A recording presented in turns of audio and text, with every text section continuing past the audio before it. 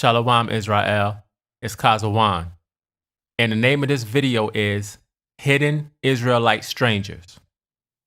I chose that title because a lot of times we see the word stranger in the Bible and we might think it's talking about the other nations, but it's actually talking about Israelites. So in this video, I want to show you how the word stranger is used in the Bible, especially in the Old Testament. This is important because this will help you get a better understanding of how the Most High looks at things as opposed to how we look at things sometimes. What you have to remember when you're studying is that the Old Testament was originally written in Hebrew. Now, there are 9 different Hebrew words for stranger in the Old Testament. Each one of these words are translated as stranger in English, but they all have slightly different meanings. So it's not as simple as it might seem when it comes to understanding the word stranger. Now you have some people who say Israelites were never called strangers in the Bible, and then you have some who say a stranger can be an Israelite, but only if that word stranger is the Hebrew word gar, number 1616 in the concordance. So let me give you an example of what I'm talking about. This is Exodus 2:21. It says, "And Moses was content to dwell with the man, and he gave Moses Zipporah his daughter." Verse 22. "And she bare him a son, and he called his name Gershom, for he said, I have been a stranger in a strange land." Now, for those people who say Israelites were never called strangers in the Bible, this one verse cancels that idea because Moses was an Israelite and he called himself a stranger in this verse.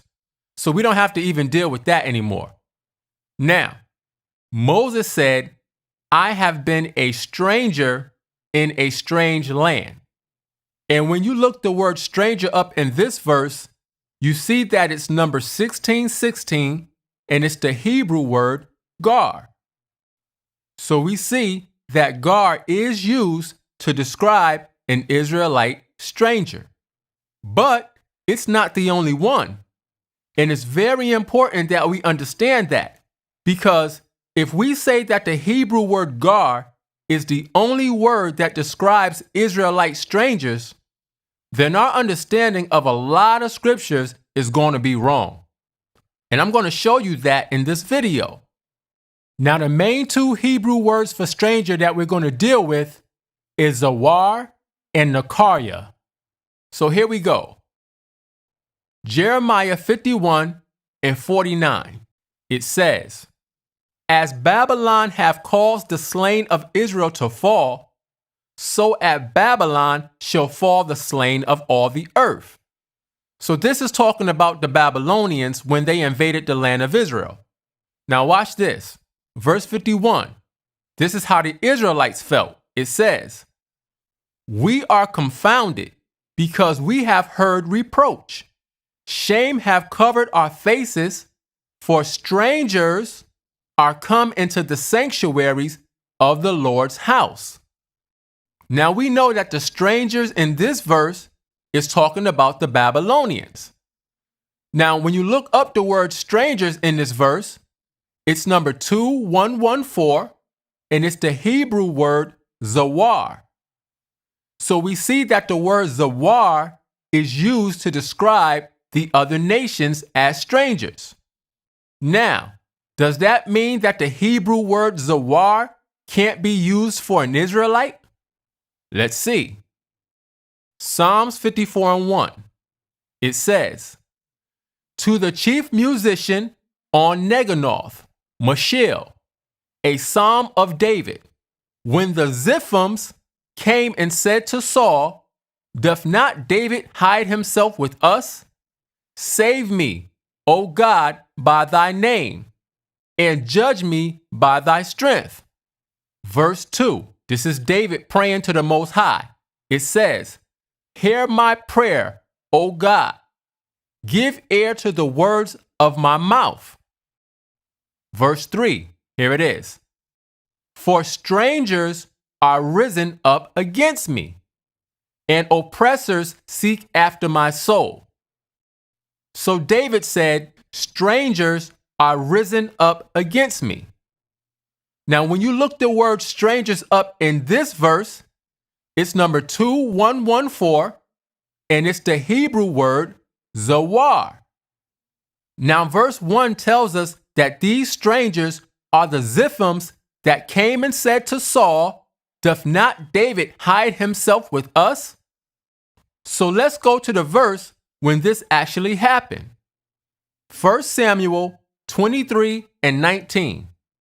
It says, Then came up the Ziphites to Saul to Gibeah, saying, Doth not David hide himself with us? So we see that these Ziphites told Saul where David was at. So who are these Ziphites? Let's go up to verse 14. It says, And David abode in the wilderness in strongholds, and remained in a mountain in the wilderness of Ziph. So David was in the wilderness of Ziph, the land that belonged to the Ziphites. Now watch this. When you look up the word Ziph in this verse, it says Ziph, and it means battlement. Number 1, a son of Jehalalel, a descendant of Judah. So the Ziphites came from a man named Ziph, who was a descendant of Judah. So Ziph was an Israelite from the tribe of Judah, which means the Ziphites were from the tribe of Judah also, the same tribe where David came from. So when you go back to Psalms 54:3, and David said, strangers are risen up against me, he's talking about Israelites from his own tribe. He called them strangers, zawar, number 2114, the same word and number used to describe the Babylonians in Jeremiah 51:51. So wait a minute. The Ziphims are Israelites. So why did David call them zawar, strangers, instead of gar, strangers? Because gar is not the only Hebrew word used to describe Israelite strangers. It's not that simple. See, it all depends on the situation of the people and the context of the verse. David called the Ziphims zawar, strangers, because even though they were from his own tribe, they were treating David like they didn't know him. That's why David said this in Psalm 69:8.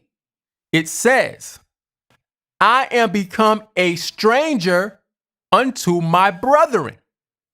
See, David said he was a stranger to his own brethren. And when you look the word stranger up in this verse, you see that it's number 2114, and it's the Hebrew word zawar. So let's get some understanding. The Hebrew word zawar is used to describe an enemy as well as someone who is estranged or alienated from someone else. For example, the Ziphims was supposed to have love for David because David was their brethren. But instead, they turned their backs on David. So David called them strangers, zawar, because they had become his enemies. Now, the word zawar is also used to describe anybody that's in another person's position or in a place that they shouldn't be in. That's why when you look it up, you see that it says another. It's talking about someone doing something other than the person you expect to be doing it. For example, if you walk into a car dealership to buy a car, and the pizza delivery man comes out in his uniform trying to sell you a car, that's a Zawar stranger, because the person that you expect to be in the position is replaced by someone else. Now, let me give you a biblical example. Earlier, we read Jeremiah 51 and 51. The Babylonians were called Zawar strangers because they came inside the sanctuaries where the Israelites dwelt at. See, anybody that came into the sanctuaries that was not an Israelite was considered a Zawar, a stranger. It's just like the pizza guy in the car dealership trying to sell cars. He's in the wrong place and in the wrong position.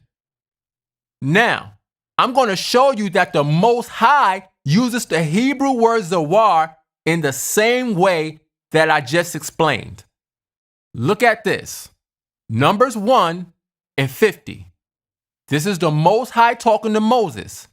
It says, "But thou shalt appoint the Levites over the tabernacle of testimony, and over all the vessels thereof, and over all things that belong to it.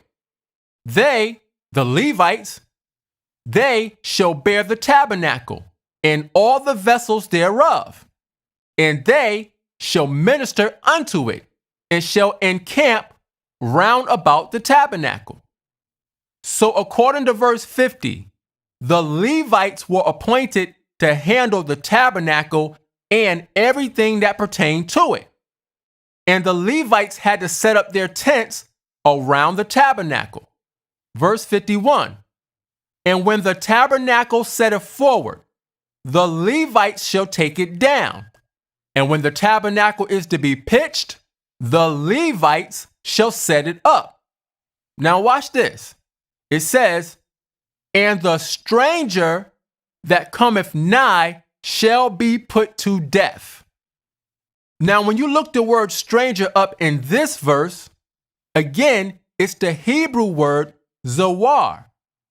So the Most High said that the Zawar stranger that comes close to the tabernacle shall be put to death.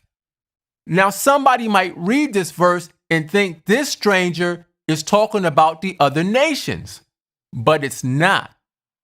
This stranger is any Israelite that is not a Levite. Let me show you. At the end of verse 50, it says the Levites had to set up their tents or their camp around the tabernacle. Now, where did the other Israelites have to set up their tents at? Verse 52, it says, "And the children of Israel shall pitch their tents, every man by his own camp, and every man by his own standard throughout their host," which means the other Israelite tribes could not set their tents up around the tabernacle. They had to set their tents up away from the tabernacle. Look at this. Numbers 2 and 2. It says, "Every man of the children of Israel shall pitch by his own standard, with the ensign of their father's house." Here it is. "Far off about the tabernacle of the congregation shall they pitch." See, the other tribes had to set their tents up far off, away from the tabernacle. But watch this. Let's go back to Numbers 1 and 53. It says, "But the Levites shall pitch round about the tabernacle of testimony." Why? It says, "That there be no wrath upon the congregation of the children of Israel. And the Levites shall keep charge of the tabernacle of testimony." So the point that the Most High was making is this. The only people he wanted dealing with the tabernacle was the Levites. Any other Israelite was a stranger. Not that the Most High didn't know them, but they were a stranger to that position. And if he saw an Israelite that wasn't a Levite dealing with the tabernacle, it says his wrath would come upon the whole congregation of the children of Israel. See, the Levites were specifically chosen to do that job. So if another Israelite tried to step into that position, the Most High would look at him strange like, "What are you doing? You're in the wrong position. You're a stranger, a zawar." So as you can see, understanding the word stranger is not so cut and dry. Now the next Hebrew word for stranger that I want to deal with is the word Nakarya, number 5237 in the concordance. Now this is the Hebrew word for stranger that causes the most problems when studying. In most cases, this word is used to describe the other nations as strangers. Let me give you an example. Deuteronomy 17, verse 15. It says, "Thou shalt in any wise set him king over thee, whom the Lord thy God shall choose. One from among thy brethren shalt thou set king over thee. Thou mayest not set a stranger over thee, which is not thy brother." So we know the word stranger in this verse is talking about the other nations. Now, when you look up the word stranger in this verse, it's number 5237, and it's the Hebrew word Nakarya. So the word Nakarya is used to describe the other nations as strangers. But again, it can also be used to describe an Israelite, and we're going to prove it. Now, a while back, I did a video called Ruth the Israelite, showing through the scriptures that Ruth was an Israelite. But some people didn't agree because Ruth said she was a Nakarya. Let's look at that verse. Ruth 2:10. It says, "Then she fell on her face and bowed herself to the ground and said unto him, Why have I found grace in thine eyes, that thou shouldest take knowledge of me, seeing I am a stranger?" Now, when you look the word stranger up in this verse, it's the Hebrew word Nakarya. But again, it's not that simple. You can't just go by a certain Hebrew word and a certain concordance number. We proved that already with the Hebrew word zawar. See, the Most High and the people in the Bible, they use the same words in multiple ways, just like we do with English words. For example, if I say, "The stove is hot," that means the stove can actually burn me if I touch it. But if I say, "That song is hot," does that mean that the song can actually burn me? No. It means that the song is a really good song. I could also say, "That brother was upset. He was hot," meaning he was really angry. Now, I used the same word hot 3 times, but it had 3 different meanings. Well, the same rules apply in the Hebrew. The word Nakarya has multiple meanings. It can be used to describe a person without having anything to do with their actual nationality. And we're going to prove it right now. Proverbs 2:16. It says, "To deliver thee from the strange woman, even from the stranger which flattereth with her words." Now, when you look up the word stranger in this verse, it's number 5237, and it's the Hebrew word Nakarya. So this strange woman in verse 16 is called a Nakarya. Let's see what her nationality is. Verse 17, it says, "Which forsaketh the guide of her youth, and forgetteth the covenant of her God." Now, wait a minute. It says this woman forsaketh the guide of her youth. and forgetteth the covenant of her God. So who are the people that the Most High gave his covenant to? Romans 9:4. It says, who are Israelites, to whom pertaineth the adoption and the glory and the covenants. So we see that the covenants were given to the Israelites. So this woman in Proverbs 2:17 that forgot the covenant of her God is an Israelite woman who turned away from the laws, statutes, and commandments. So the Most High looked at her as a Nakariah, a stranger. See, her being called a Nakariah had nothing to do with her actual nationality, because this woman is an Israelite. Now, when you look at verse 16, it says, to deliver thee from the strange woman, even from the stranger which flattereth with her words. So this is talking about an Israelite woman who talks real smooth and real slick. Now, when you go to chapter 5, verse 3, it's talking about the same type of Israelite woman. It says, for the lips of a strange woman drop as an honeycomb, and her mouth is smoother than oil. Meaning she talks real smooth and she says all the right things. Let's jump down to verse 20. Watch this. It says, and why wilt thou, my son, be ravished with a strange woman? Meaning, why would you allow yourself to be led astray by a woman like this? Remember, this is an Israelite woman that doesn't keep the commandments. It says, and embrace the bosom of a stranger.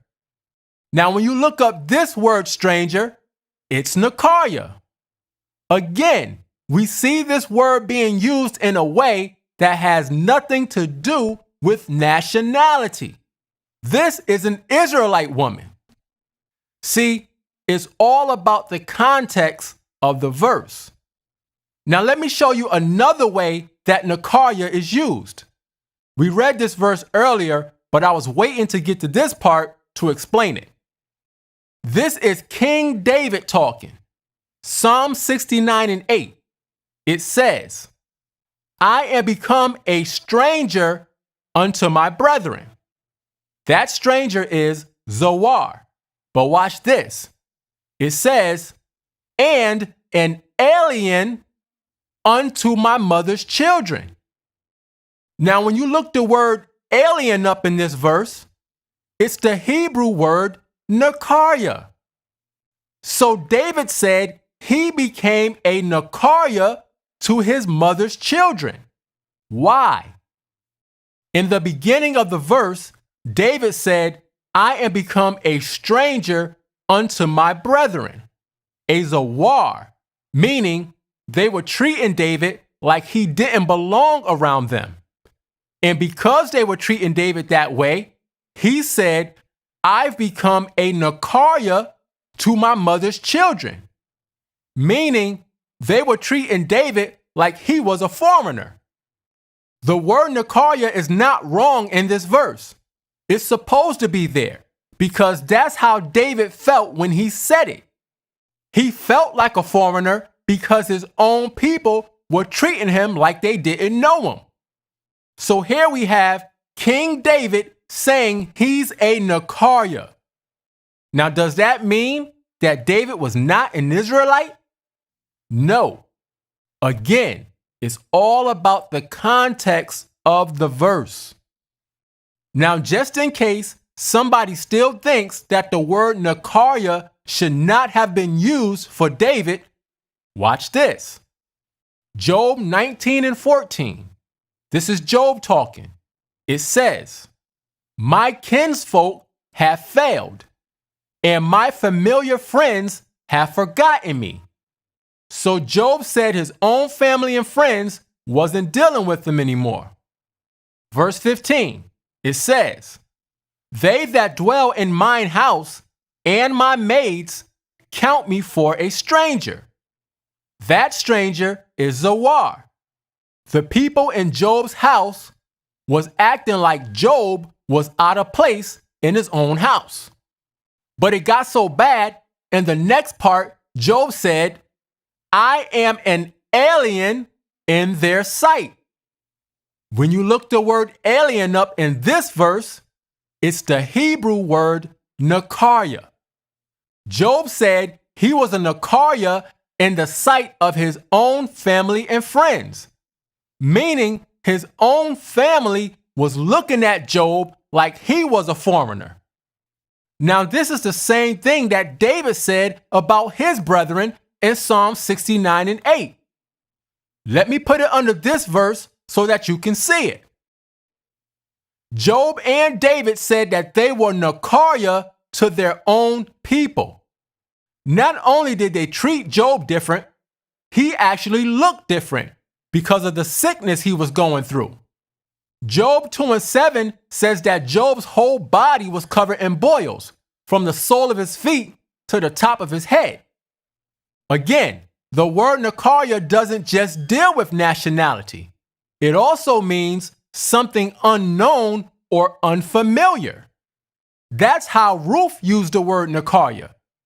She used it in the sense of being unknown or unfamiliar to Boaz. Ruth had just come from another land. She didn't know anybody in the land of Judah. Boaz saw Ruth in the field with all the other women, and this is what happened. Ruth 2 and 10.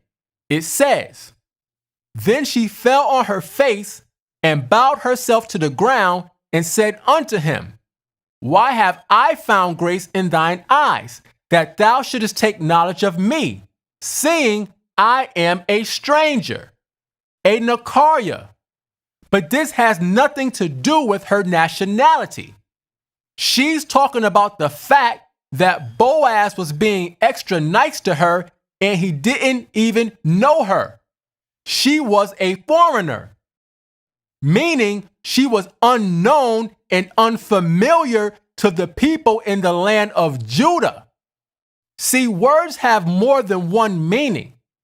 The word foreigner is complex within itself. For example, if you have an Israelite who grew up in America and an Israelite who grew up in Brazil, both of those Israelites would be foreigners in the other person's country. But that doesn't mean that they're not both Israelites. Again, it's all about the context. Now, so far in this video, we saw several cases of the word Nakarya being used when it had nothing to do with nationality. We saw Job say that he was a Nakarya to his own people. We even saw King David say that he was Nakarya to his own people. And there are other examples that I didn't show you for time purposes. So the fact that Ruth said she was a Nakarya does not prove that she was not an Israelite. We also saw the Israelite women in Proverbs being called Nakarya. See, when you really get down to it, at one point, the whole nation of Israel became Nakarya strangers to the Most High. He had mercy on us, but he still referred to the whole nation as Nakarya at one point. Look at this. Jeremiah 2 and 14. It says, Is Israel a servant? Is he a homeborn slave? Why is he spoiled? So we see that the Most High is talking about Israel. Let's go down to verse 20. It says, For of old time I have broken thy yoke and burst thy bands, and thou saidest, I will not transgress. Meaning, every time you get in trouble, Israel, I come to your rescue and you say, I'm not going to sin anymore. It says, When upon every high hill and under every green tree thou wanderest playing the harlot. In other words, you say you're not going to sin anymore, but you constantly turn to wickedness and idols. Verse 21, it says, "Yet I planted thee a noble vine. I made you a great people, holy, a right seed. You produced kings, prophets, and great men." It says, "How then art thou turned into the degenerate plant of a strange vine unto me?" Meaning, how did you become such a rebellious people? Now we see that the Most High said Israel turned into a degenerate plant of a strange vine. And when you look up the word strange in this verse, it's the Hebrew word nakarya.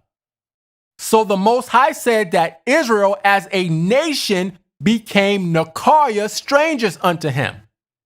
So how can someone have a problem with an Israelite being called a nakarya when the Most High said the whole nation of Israel became nakarya, strangers to him? See, I'm just showing you how the word is used in several different ways. This is totally different from the way that David used the word nakarya for himself, because David wasn't doing wickedness when he said it. But here in Jeremiah 2:21, the Most High is using the word nakarya to describe Israelites that turned away from him to do wickedness. Just like the wicked Israelite women in Proverbs who turned away from the commandments. So you can't just see the word stranger and assume that it's talking about the other nations. And for those of us that go into the Hebrew, just because it's not a certain Hebrew word or a certain concordance number, that does not mean that it's not an Israelite. See, there's no one Hebrew word and one concordance number that covers all Israelite strangers. We just saw that in this video. Here's the thing. The Strong's Concordance is good to use as a study tool, but it's not the end-all, be-all answer to everything. All the concordance does is match numbers to Hebrew words so that you can find them and get a basic idea of how those words are used in the Bible. Let me show you this. This is what it says about the Strong's Concordance in Wikipedia. It says, Strong's Concordance is not a translation of the Bible, nor is it intended as a translation tool. The use of Strong's numbers is not a substitute for professional translation of the Bible from Hebrew and Greek into English by those with formal training in ancient languages and the literature of the cultures in which the Bible was written. Now watch this. It says, since Strong's Concordance identifies the original words in Hebrew and Greek, Strong's numbers are sometimes misinterpreted by those without adequate training to change the Bible from its accurate meaning simply by taking the words out of cultural context. See, this is what I've been saying. Watch this. It says, the use of Strong's numbers does not consider figures of speech, metaphors, idioms, common phrases, cultural references, references to historical events, or alternate meanings used by those of the time period to express their thoughts in their own language at the time. See, there are alternate meanings of the words based on the time and the context that it was written in. And when you look at these words in the concordance and the numbers assigned to them, that's just a basic mapping system. So even though you might see a certain Hebrew word and a certain concordance number, you have to dig deeper to get the proper understanding. So don't give the concordance authority over the scriptures. It's supposed to be the other way around. Romans 8:14 says, "For as many as are led by the Spirit, not by the concordance, for as many as are led by the Spirit of the Most High, they are the sons of the Most High." So yes, we can use the concordance, but it's our obligation as the people of the Most High to search out these scriptures and see what they really mean. And that's pretty much it. So I hope somebody got some understanding from this video. And with that, I say, Shalom.